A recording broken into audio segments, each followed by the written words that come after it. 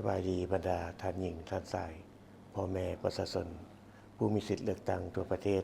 และแขวงจำปาสักที่นับถือและรักแพงทั้งหลายข้าพเจ้าดร.ไพวันแก้วประเสริฐรองเลขาคณะบริหารงานพรรคกระทรวงรองรัฐมนตรีกระทรวงสาธารณสุขในนามผู้สมัครเลือกตั้งสสส.ประจำเขตเลือกตั้งที่15นำเบอร์5มื้อนี้รู้สึกเป็นเกียรติภาคภูมิใจและรู้บุญคุณอย่างสูงที่การจัดตั้งพรรครัฐอำนาจการปกครองทุกขั้นและพ่อแม่ประชาชนแขวงจำปาสัก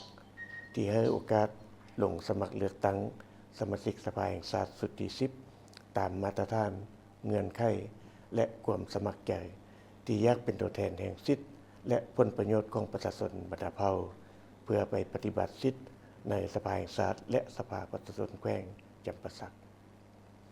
ในนามกระทรวงสาธารณสุขที่มีบทบาทสำคัญยิ่ง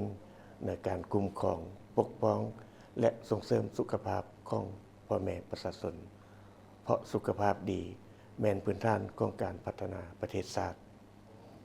ถ้าหากพ่อแม่พี่น้องชาวแขวงจำปาสักสนับสนุน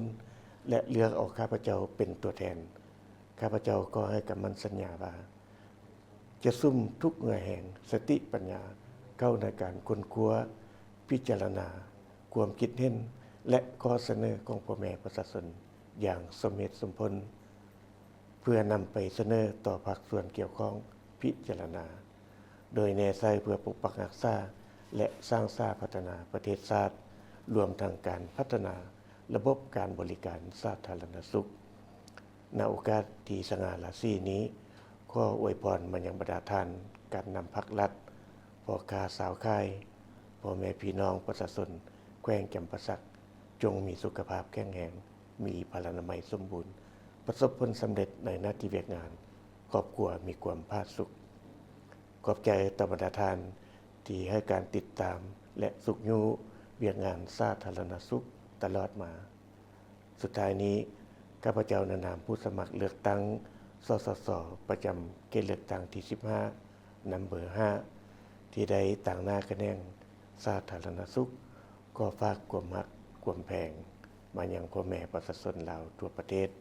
โดยเฉพาะแม่นแขวงจำปาสักในวันที่22กุมภาพันธ์2026นี้